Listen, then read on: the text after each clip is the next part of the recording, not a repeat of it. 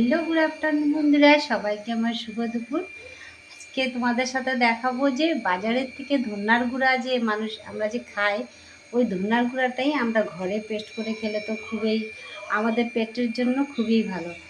তাই এখন তোমাদের সাথে আমি ধন্যার গুঁড়ার পেস্টটা কেমনি করেছি ওটা দেখাবো, আর দুপুরের রেসিপি কী কী রান্না করেছি ওটাও তোমাদের সাথে শেয়ার করবো।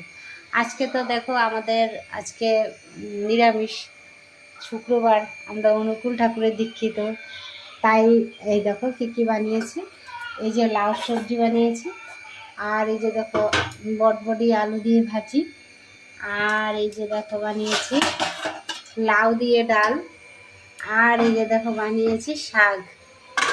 এই একটু একটু সব কিছুই বানিয়ে নিয়েছি। আর হলে এখন তোমাদের সাথে আমি দেখাবো ধন্যার গুঁড়াটা, কীভাবে ধন্যার গুঁড়াটা পেস্ট করেছি।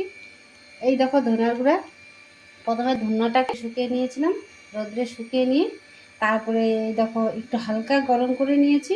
হালকা গরম করে মিক্সির মধ্যে পেস্ট করেছি। মিক্সির মধ্যে পেস্ট করার পর এই যে দেখো আমার ধন্যার গুঁড়াগুলো এতটা সুন্দর হয়েছে যে দেখো।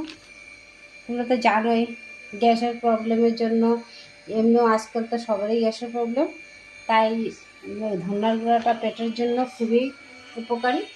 আর আমার ধন্যার গুঁড়াটা কীরকম হয়েছে তোমরা অবশ্যই লাইক কমেন্ট করবা। বাই বাই বন্ধুরা।